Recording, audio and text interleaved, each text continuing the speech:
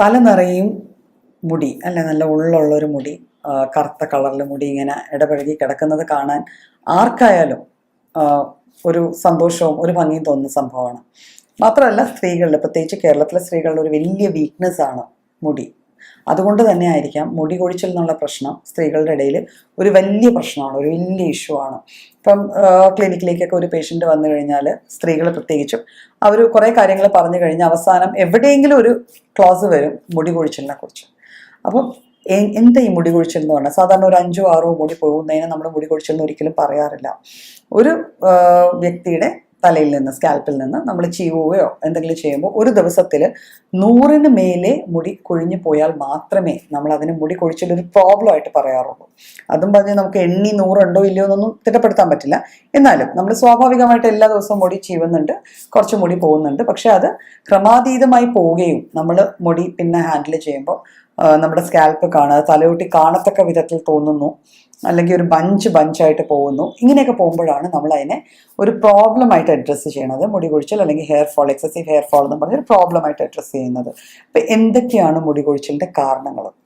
മുടി കൊഴിച്ചിലിന് ഒന്നെന്ന് വെച്ചാൽ ആദ്യത്തെ ബേസിക് കോസ് നമ്മൾ പറഞ്ഞൊരു ഹോർമോണൽ ചേഞ്ചസ് ആണ്. നമുക്കറിയാം ഒരു പ്രായം എത്തിക്കഴിയുമ്പോൾ മുടി കുറച്ച് കൊഴിയാൻ തുടങ്ങും, അല്ലെങ്കിൽ ഒരു ചേഞ്ച് ഓഫ് ലൈഫ് വരുമ്പോൾ മുടി കൊഴിയാൻ തുടങ്ങും. പ്രായാധിക്യം, മെനോപോസ് അല്ലെങ്കിൽ പ്രഗ്നൻസി സമയത്ത് മുടി കൊഴിച്ചിലുണ്ടാവും, ചൈൽഡ് ബർത്ത് സമയത്ത് ചിലപ്പോൾ മുടി കൊഴിച്ചിലുണ്ടാവാം. അപ്പം ഒരു ഹോർമോണൽ ഫാക്ടർ മുടി കൊഴിച്ചിലുമായിട്ട് ബന്ധപ്പെട്ട് തന്നെ ഇരിക്കുകയാണ്. അപ്പം അത് ഓൾമോസ്റ്റ് ഇന്നെവിറ്റബിൾ പോലെയാണ്. അത് കഴിയുമ്പോഴത്തേക്കും ആ ഹോർമോൺ ലെവൽസ് നോർമൽ ആകുമ്പോഴത്തേക്കും നമുക്ക് ഓക്കെ ആക്കാം, മുടി വീണ്ടെടുക്കാൻ പറ്റും, മുടിയുടെ ആരോഗ്യവും സൗന്ദര്യവും ഒക്കെ. പക്ഷേ ചില ഹോർമോണൽ ഇഷ്യൂസിലേക്ക്, ഇപ്പോൾ തൈറോയിഡിൻ്റെ ഇഷ്യൂ ഒരു വ്യക്തിക്കുണ്ട്, ഡയബറ്റീസ് ഉണ്ട്. അപ്പോൾ ആ കണ്ടീഷൻസിൽ അതൊരു പെത്തോളജിക്കൽ ഹോർമോൺ ചേഞ്ചസ് ആണ്. ആ പെത്തോളജിക്കൽ ചേഞ്ചസിലും നമുക്ക് മുടി കൊഴിച്ചിൽ വല്ലാതെ കാണപ്പെടാറുണ്ട്.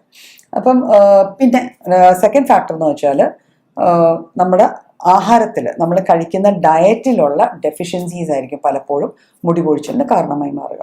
അപ്പം നമുക്കിങ്ങനെ കുറേ കാരണങ്ങൾ വേണമെങ്കിൽ പിടിച്ചു നിർത്താം. അതിൽ എന്തൊക്കെയാണ് പരിഹാരം, നമുക്കിതിനെ എങ്ങനെ പരിഹരിക്കാം? അപ്പോൾ മുടി കൊഴിച്ചിലിന് നമുക്ക് ബേസിക്കലി ഒരു ജനറൽ മാനേജ്മെൻറ്റ് പാർട്ടുണ്ട്. സാധാരണഗതിയിൽ ചെറിയ ചെറിയ കാര്യങ്ങൾ ചെയ്താൽ മുടി കൊഴിച്ചിൽ നമുക്ക് കുറയ്ക്കുകയോ തടയുകയോ ചെയ്യുന്ന ചില കാര്യങ്ങൾ ചെയ്യാം, ടിപ്സ് ചെയ്യാം. അപ്പോൾ അത് ചെയ്തു കഴിഞ്ഞാൽ മുടി കൊഴിച്ചിൽ കുറയാറുണ്ട്. പക്ഷേ ചില കണ്ടീഷൻസ് ഞാൻ പറഞ്ഞല്ലോ നേരത്തെ തന്നെ, ഹോർമോണൽ പെത്തോളജിക്കലും ഉണ്ട്, അല്ലാതെ നോർമലും ഉണ്ട്. അപ്പോൾ ചില കണ്ടീഷൻസ് ഉണ്ട്, ഇപ്പോൾ അലോപേഷ്യ എന്നൊക്കെ പറയും. അതൊക്കെ ഒരു തരം രോഗാവസ്ഥയാണ്, നമ്മളിലുണ്ടാവുന്ന ഒരു ഓട്ടോ ഇമ്മ്യൂൺ ഡിസോർഡർ അല്ലെങ്കിൽ ഡിസീസിന്റെ ഭാഗമാണ്. അപ്പോൾ അങ്ങനത്തെ അവസ്ഥയിൽ വന്ന് നമ്മൾ മുടി കൊഴിച്ചിൽ നേരിടുകയാണെങ്കിൽ സ്വാഭാവികമായിട്ട് അവിടെ നമ്മളൊരു വൈദ്യശാസ്ത്ര സഹായം തന്നെ നേടേണ്ടിയിരിക്കുന്നു. അല്ലാത്ത കാര്യത്തെക്കുറിച്ച് സംസാരിക്കാം. അപ്പം ഫസ്റ്റ് തിങ് എന്താണ് മുടി കൊഴിച്ചിൽ തടയാൻ നമുക്ക് ചെയ്യാൻ പറ്റുക? ഹെയർ കെയർ, അതായത് മുടിയെ നമ്മൾ എങ്ങനെ നോക്കുന്നു, എങ്ങനെ സംരക്ഷിക്കുന്നു, അതാണ് നമ്മുടെ ഹെയറിൻ്റെ ഹെൽത്തിന് പ്രൈമായിട്ടുള്ളത്. അപ്പം ഹെയർ ഹെൽത്ത് എന്ന് പറയുമ്പോൾ എന്തൊക്കെയാണ്? വാഷിങ് അല്ലേ, നമ്മൾ മുടി കഴുകുമ്പം എപ്പോഴും മുടി ഭയങ്കര സ്ട്രോങ് ആയിട്ടുള്ള റിയേജൻസ്, ഷാംപൂ പോലത്തെ റിയേജൻസ് യൂസ് ചെയ്ത് വാഷ് ചെയ്യുക, എപ്പോഴും കണ്ടീഷണേഴ്സ് അപ്ലൈ ചെയ്യുക, അതും ബ്രാൻഡ് മാറി അല്ലേ, പരസ്യം കാണുന്ന അനുസരിച്ച് ഓരോ ബ്രാൻഡ് മാറി ഉപയോഗിക്കുക. ഇങ്ങനെയൊക്കെ ചെയ്യുന്ന എപ്പോഴും നമ്മുടെ മുടിയുടെ ആരോഗ്യത്തിന് ഹാനികരമാണ്. അതങ്ങനെ ചെയ്യാൻ പാടില്ല. ഓക്കെ, എപ്പോഴും mild type of washing agents മാത്രമേ നമ്മുടെ ഹെയറിന് യൂസ് ചെയ്യാവുള്ളൂ. പിന്നെ എല്ലാവർക്കും ഒരേ ടൈപ്പ് സാധനം യൂണിവേഴ്സൽ ആയിട്ട് വരണമെന്നില്ല. ഓരോരുത്തരുടെ സ്കിന്നിന് ഓരോ pH ഉണ്ട്. ചിലർ അധികമായി വിയർക്കുന്ന ആൾക്കാരായിരിക്കും, ചിലർ വിയർപ്പ് കുറഞ്ഞ ആൾക്കാരായിരിക്കും. അങ്ങനെ പലതരം വേരിയേഷൻസ് ഓരോ വ്യക്തിയിലുണ്ട്. അപ്പം ഇത് കണക്കാക്കി വേണം നമ്മൾ കോസ്മെറ്റിക്സ് അല്ലെങ്കിൽ ഹെയർ വാഷ് ചെയ്യണ റിയേജൻസ് യൂസ് ചെയ്യേണ്ടത്. പിന്നെന്ന് വെച്ചാൽ നമ്മൾ ഷാംപൂസ്, സോപ്സിന്റെ യൂസ് കഴിഞ്ഞ് പിന്നെ നമ്മൾ കോമ്പ് ചെയ്യണം എങ്ങനെ? പലരും നനഞ്ഞ പാടെ പെട്ടെന്ന് ഒരു ഡ്രൈ ടവൽ എടുത്ത് ഭയങ്കര ഹാർഷായിട്ട് തോർത്തി ഉണക്കി കോമ്പ് ചെയ്യും, മുടി ചീപ്പ് ഉപയോഗിച്ച് ചീവും. ഇത് മുടികൾ പൊട്ടി പോകാനായിട്ടുള്ള ഒരു വലിയ കാരണമാണ്. അപ്പോൾ ഈ ബ്രോക്കൺ ഹെയർ അല്ലെങ്കിൽ സ്പ്ലിറ്റ് എൻഡ്സ് ഒക്കെ വരുന്നതിന് മെയിൻ റീസൺ അതാണ്. അപ്പം നമ്മൾ സാധാരണ നനഞ്ഞ മുടി തോർത്തുമ്പോൾ ടോട്ടലി ഡ്രൈ ആയിട്ടുള്ള ടവൽ യൂസ് ചെയ്യണേക്കാളും നല്ലത് കുറച്ച് സോഫ്റ്റ്, കുറച്ച് മോയ്സ്ചൻഡ് ആയിട്ടുള്ള ടവൽ യൂസ് ചെയ്ത് തോർത്തുന്നതായിരിക്കും കുറച്ചുകൂടെ നന്നായി വരിക. പിന്നെ നമ്മൾ ഫ്രീക്വൻ്റ് ആയിട്ട് മുടി ഹീറ്റ് ചെയ്യുകയോ സ്ട്രെയിറ്റൻ ചെയ്യുകയോ അങ്ങനത്തെ റിയേജൻസ് ഒക്കെ അപ്ലൈ ചെയ്ത് കഴിഞ്ഞാൽ സ്വാഭാവികമായിട്ട് മുടിയുടെ ആരോഗ്യം കുറയുകയും അത് കഴിഞ്ഞ് താമസിയാതെ മുടി നന്നായി കൊഴിഞ്ഞ് അതിൻ്റെ ഉള്ളിൽ കുറയാനുമുള്ള ചാൻസസ് ഉണ്ട്. പിന്നെ നമ്മൾ മസാജ് ചെയ്യൽ, കുറേ എന്താ പറയുക, പഫിനെസ് അല്ലെ, ഹെയർ വോളിമനൈസിങ് മസാജ്, അതൊക്കെ കോസ്മെറ്റിക് വൈസ് നോക്കിയാൽ വളരെ നല്ല കാര്യങ്ങളായിരിക്കാം, ലുക്സിലൊക്കെ വളരെ നന്നാകാം. പക്ഷെ ഇൻ ലോങ് റൺ കുറച്ചധിക കാലം നമ്മളത് യൂസ് ചെയ്ത് കഴിഞ്ഞാൽ സ്വാഭാവികമായിട്ട് നമ്മുടെ ഹെയറിൻ്റെ ഹെൽത്ത് കുറഞ്ഞു വരും. അപ്പം എന്തൊക്കെ നമുക്ക് ചെയ്യാം നമ്മുടെ ഹെയർ കെയർ എന്നുള്ള കാറ്റഗറിയിൽ നമുക്ക് എന്തൊക്കെ ചെയ്യാമെന്ന് നോക്കാം. നമുക്ക് പ്രോപ്പർ കോമിങ് പ്രൊസീജിയേഴ്സ് ആയിരിക്കണം. നമ്മളുടെ ഹെയർ ഇപ്പം കേർലി ഹെയർ ആണെങ്കിൽ ഏത് ടൈപ്പ് ഓഫ് ബ്രഷാണ് യൂസ് ചെയ്യേണ്ടത്, ഹെയർ ബ്രഷാണ് യൂസ് ചെയ്യേണ്ടത്, സ്ട്രെയിറ്റ് ഹെയർ ആണെങ്കിൽ ഏത് ടൈപ്പ് ഓഫ്, അപ്പം ആ രീതിയിൽ ഒരു കോസ്മെറ്റിക് കൺസൾട്ടേഷൻ കഴിഞ്ഞ് ആ ടൈപ്പ് ഓഫ് ബ്രഷസ് യൂസ് ചെയ്യുക. നമ്മുടെ മുടിയും ഒരു സോഫ്റ്റ് സാധനമാണ്. അത് ശരിക്കും പറഞ്ഞാൽ ജീവൻ ഇല്ലെങ്കിൽ പോലും ഒരു ജീവനുള്ള ഫോളിക്കലാണ് അതിനെ ഹോൾഡ് ചെയ്യുന്നത്. അപ്പോൾ അതിനോട് വല്ലാണ്ട് ഹാർഷ് ആവാണ്ടിരിക്കുക. ഡയറക്റ്റ് സൺലൈറ്റ്, കുറേ ഡസ്റ്റ്, ഭയങ്കര ഹീറ്റ്, കെമിക്കൽസ്, ഇതെല്ലാം നമ്മൾ കൂടുതലായിട്ട് യൂസ് ചെയ്യാണ്ടിരിക്കുക. പിന്നെ മസാജിങ് വളരെ നല്ല സാധനമാണ്. നമുക്ക് കുറേ ഇപ്പം കേരളത്തിലാകുമ്പോൾ നമുക്ക് കോക്കനട്ട് ഓയിലൊക്കെ ഭയങ്കര വെളിച്ചെണ്ണ നമുക്ക് സുലഭമാണ്. അപ്പോൾ വെളിച്ചെണ്ണ കുറേ നല്ലൊരു ഏജൻറ്റാണ്, നല്ലൊരു മസാജിങ് ഏജൻറ്റാണ്, പ്രത്യേകിച്ച് ഹെയർസിന്. അപ്പം ഹെയർ മസാജിങ് നമുക്കൊരു നല്ലൊരു ഓയിൽ യൂസ് ചെയ്ത് എൻറിച്ച് ചെയ്യുന്ന ടൈപ്പ് ഓഫ് ഓയിൽ യൂസ് ചെയ്തിട്ട് മസാജ് ചെയ്യാം.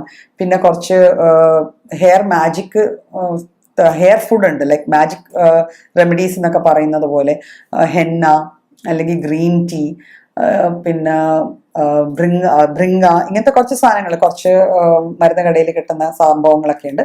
ഇതൊക്കെ ഹെയർ ഹെൽത്തിന് നല്ലതാണ്. അപ്പോൾ ഇത് നമ്മൾ ആ രീതിയിൽ തന്നെ അതൊക്കെ ഹെയർ മസാജിങ്ങിനൊക്കെ നമുക്ക് അതിൻ്റെ എക്സ്ട്രാക്ട്സ് ഒക്കെ യൂസ് ചെയ്യാവുന്നതാണ്.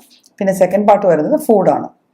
അപ്പോൾ യൂഷ്വലി നമ്മുടെ ഹെയർ ഹെൽത്തിനെ ബാധിക്കുന്നത് ജങ്ക് ടൈപ്പ് ഓഫ് ഫുഡാണ്. കുറേ ഓയിലി ഫാറ്റി ഫുഡ്, പ്രത്യേകിച്ച് കാലറീസ് മാത്രമുള്ള സീറോ ന്യൂട്രിയൻറ്റ് ഫുഡ്, ആ ടൈപ്പ് ഓഫ് ഫുഡൊക്കെ നമ്മൾ കൂടുതൽ കഴിച്ചു കഴിഞ്ഞാൽ നമ്മുടെ ഹെയറിൻ്റെ ടെക്സ്ചറും അതിൻ്റെ ക്വാളിറ്റിയൊക്കെ പോയി അത് കൊഴിച്ചിലേക്ക് നയിക്കാറുണ്ട്.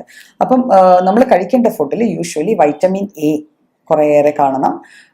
പിന്നെ ബയോട്ടിൻ എന്ന് പറഞ്ഞൊരു വൈറ്റമിൻ ഉണ്ട്, വൈറ്റമിൻ സി ഏറെ കാണണം. അപ്പോൾ ഇതൊക്കെ എന്തിലാണ് അടങ്ങിയിരിക്കുന്നത്? നമുക്കൊക്കെ അറിയാം, പച്ചക്കറികളും പഴവർഗ്ഗങ്ങളുമാണ് വൈറ്റമിൻസിൻ്റെയും മിനറൽസിൻ്റെയും കലവറ എന്ന് പറയുന്നത്. അപ്പം ഇത് നമ്മുടെ ഫുഡിൽ നമ്മൾ ഒരിക്കലും ഒഴിവാക്കാതെ തന്നെ ഒരു മെയിൻ മീൽ പോലെ തന്നെ നമുക്ക് വെജിറ്റബിൾസ് ഫുഡിൽ തന്നെ വേണം. അതും പറഞ്ഞ് നോൺ വെജ് മാറ്റണമെന്നല്ല, പ്രോട്ടീൻസും നമുക്ക് അത്ര തന്നെ മുടിയുടെ വളർച്ചയ്ക്ക് അത്ര തന്നെ ആവശ്യമായിട്ടുള്ള സാധനമാണ്. പിന്നെ ബ്ലഡ് കൂടാൻ കഴിക്കുന്ന ടൈപ്പ് ഓഫ് ഫുഡ് നമ്മൾ കുറേ സാധനങ്ങൾ, ഈന്തപ്പഴം, മാതളം, ഈ വക ഫുഡൊക്കെ കഴിച്ചു കഴിഞ്ഞാൽ നമ്മുടെ ഹെയർ ഹെൽത്ത് കുറച്ചുകൂടെ ഇമ്പ്രൂവ് ചെയ്യാനാണ് സാധ്യത. പിന്നെ നമ്മൾ ഹെയറിലേക്ക് അപ്ലൈ ചെയ്യുന്ന മാജിക് റെമഡീസ് പോലെ തന്നെ കുറേ മാജിക് ഫുഡ് ഉണ്ട് അല്ലേ. ഗാർലിക് ഡ്രിങ്ക്സ്, അതായത് ഇഞ്ചി, വെളുത്തുള്ളി, പിന്നെ നമ്മുടെ നെല്ലിക്ക, നാരങ്ങ, ഇതൊക്കെ ചെറിയ ചെറിയ പുതിന, ഇവയൊക്കെ നമുക്ക് ഡ്രിങ്ക്സ് ആയിട്ട് പെപ്പ് ഡ്രിങ്ക്സ് പോലെ യൂസ് ചെയ്ത് കഴിഞ്ഞാൽ നമ്മുടെ ഹെയർ കുറച്ചുകൂടെ ഹെൽത്തി ആവാനുള്ള ചാൻസസ് ആണ് കൂടുതലുള്ളത്.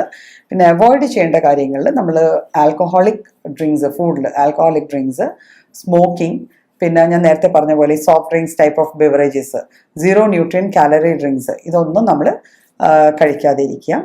പിന്നെ അൾട്ടിമേറ്റ്ലി ഹെയർ ഹെൽത്ത് എന്ന് വെച്ചാൽ നമ്മുടെ ബോഡി ആൻഡ് മെൻ്റൽ ഹെൽത്തിൻ്റെ റിഫ്ലക്ഷൻ ആണ്. സോ മെൻ്റലി ഹെൽത്തി ആവണമെങ്കിൽ നമ്മളെ ഡീസ്ട്രെസ് ചെയ്യാൻ പഠിക്കുക.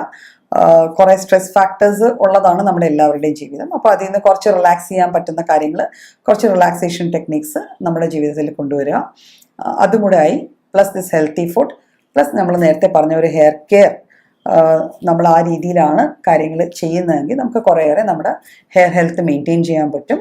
മുടി കൊഴിച്ചിൽ എന്നൊരു വലിയ പ്രശ്നത്തിൽ നമുക്കൊരു നല്ല പരിധി വരെ അതിനൊരു പരിഹാരം കണ്ടെത്താൻ പറ്റും.